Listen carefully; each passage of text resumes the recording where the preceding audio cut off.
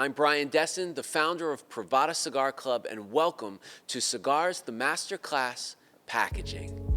Privada Cigar Club presents.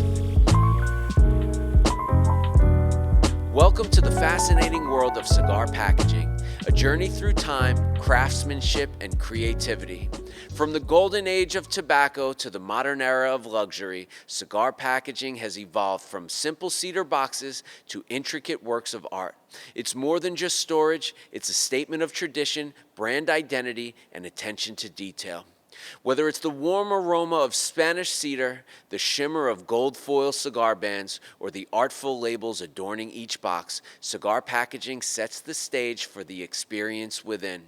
Let's dive into this timeless craft and explore the story behind the box. I am super excited to talk to you about packaging today because at Privada Cigar Club we have two specialties. One is post-production aging. We're the only retailer and really almost one of the few brands that actually takes as much time and attention to detail in the post-production aging of a cigar as the factory does, as the grower does during the production phases, okay? And so being that we take so much time, that we age our cigars, that we do it in unique ways that make the cigars taste better, okay, we needed to grab your attention. So our second specialty became, out of necessity, packaging. Cigar bands actually start in the early 19th century. For all intents and purposes and for all the digging research that we could do, a guy named Gustav Bach invented the cigar band to protect a cigar smoker's gloves from staining. That's why the cigar band was started in the first place. People would smoke it in cold places, London, England, Paris, France, and they would stain the gloves. A guy would be wearing white gloves, a woman wearing white gloves, whatever. They would stain the gloves. And so Gustav Bach said, I'm going to put a paper band around the edge of the cigar where you hold it, and it's not going to stain your gloves anymore. So that's where cigar bands start. Then they started to put the company crest, family crest, basically branding on the cigar labels, which serve two purposes now. Now we're protecting the gloves of the smoker, and it also serves as a branding purpose. People would become brand loyal. They, just like today, would be somewhat of a conversation piece or a status symbol. Back then, and in the beginning, probably first 100 years, they had two ways of doing this. One was called letterpress printing. And you can still do letterpress printing today.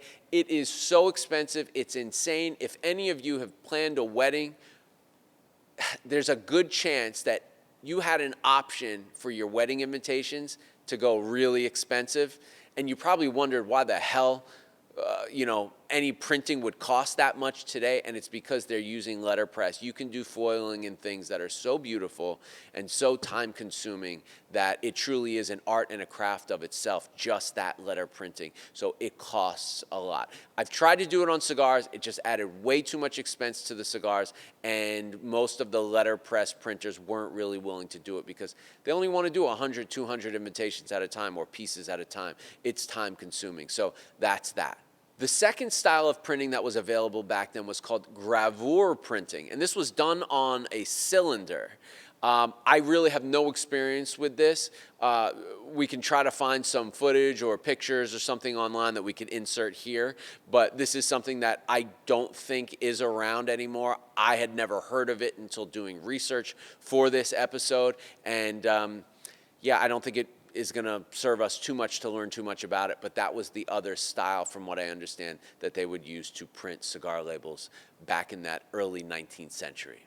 Today we have two different types of printing. We have offset printing and we have digital printing.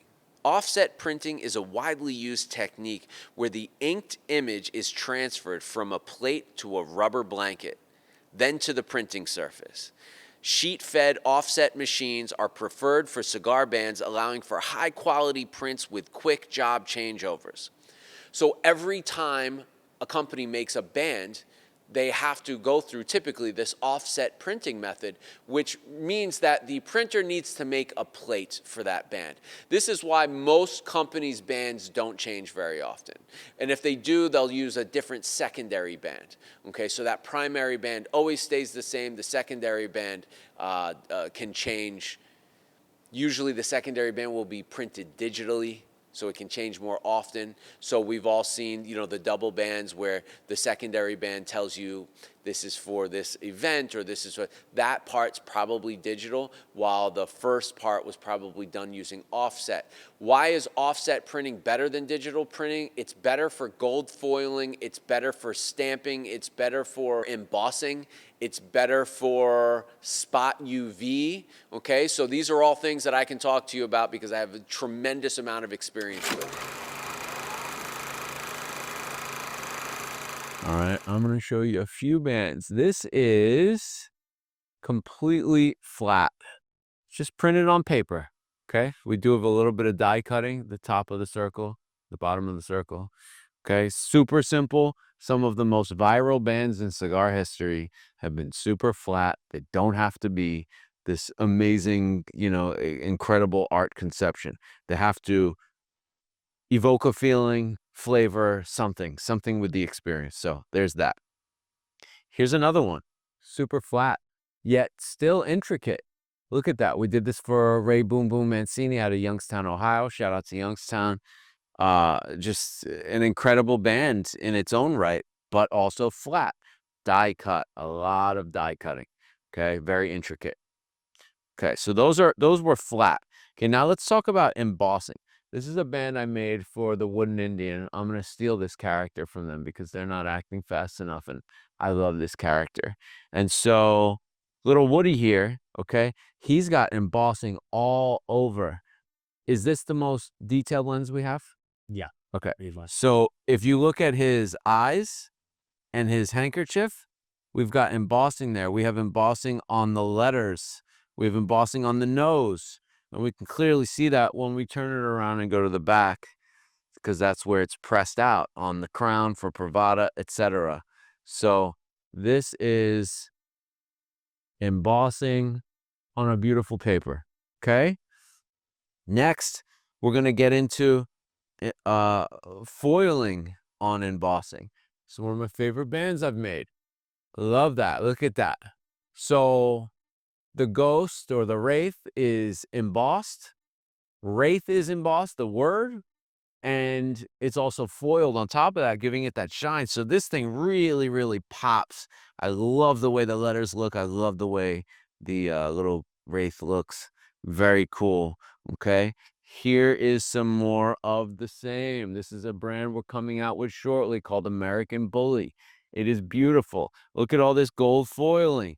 What we wanted to do was separate the colors of the gold foiling, but we couldn't actually do it on this band. It's also got some die cutting, okay? And it's just an overall really cool gold foil embossed band. Another beautiful embossed gold foil band. The old Kings County, they're coming out with a new situation soon. I'm a big fan. Here's more gold foiling on a different type of paper. Very cool. Ear of Puff. This has foiling that's never been used on cigars before. It's very shimmery and it's got some effect to it. I want to show you a couple other things here. Bear with me.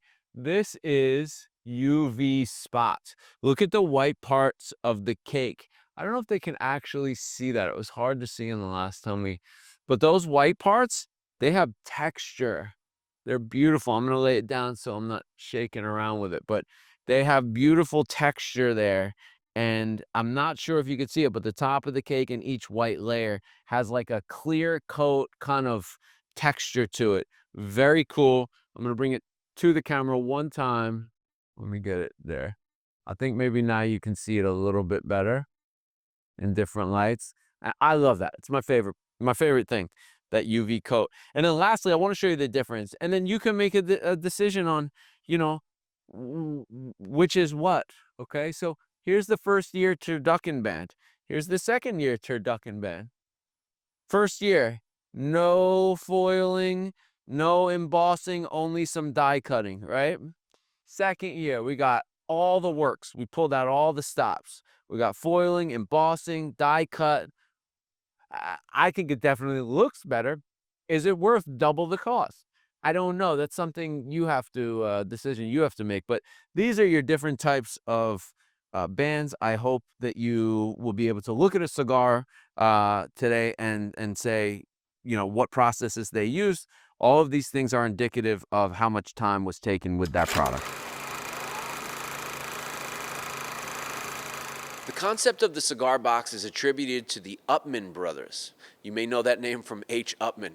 They were German bankers who, in the early 1840s, began using cedar boxes to store and transport cigars, eventually founding the H. Upmann cigar brand in 1844. In the United States, the Revenue Act of 1864 mandated that cigars be packaged in boxes made of wood, standardizing packaging and facilitating tax collection. So from the beginning in America, cigars have been taxed, and that's just a reality of our situation. There's a few different styles of traditional boxes. I'm going to tell you about a few of them right now. One is the cabinet box, and this is probably my favorite box. There are a few companies out there right now that do this really, really well, and it is really cool, I have to admit. Nothing presents, for me, like a cabinet box does. Another box that I really, really appreciate, and I don't think we appreciate it as cigar smokers enough, is the 898. So let me tell you about an 898. An 898 is flat on top and bottom and has rounded sides. The cigars are stored in a pyramid, 8 on the top, 8 on the bottom, 9 on the sides. The idea is how these cigars age over time in that shape changes the way the cigars smoke. And that's fascinating to me. I love it. Very few people do it, and it's for a reason. It costs more. But I think it's pretty damn cool and something worth noting when you walk into a cigar shop and see an 898 box. I think it's going to get even more and more creative, which brings me to my final method of packaging, which I prefer the most, and I actually think it's the nicest somehow, which is paper bundles. I love cigars packaged in paper bundles. We just did that LV packaging for the Cigar Face series. I love the arts and crafts of it. I love the personalized, limited nature of it. Paper, handwritten, maybe a sticker. I just love the bundle packaging that's out there, and I think we're going to see a lot more of that going forward.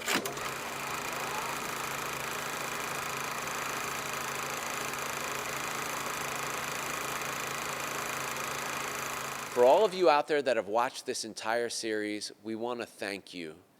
This has been an incredible exploration of finding out fact, science, and tradition, and at the same time compiling it in one place where we can all learn as much about cigars as most professionals know, if not more.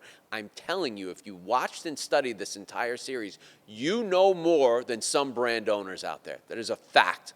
So, pass this information along to your friends, watch it, rewatch it again, make sure it's a part of your repertoire. Recommend your local tobacconists, the people that are doing this professionally, watch the series so they fully understand all aspects of cigar production, manufacturing, post-production, and now packaging. From all of us here at Privada Cigar Club and the Limited Cigar Association, peace.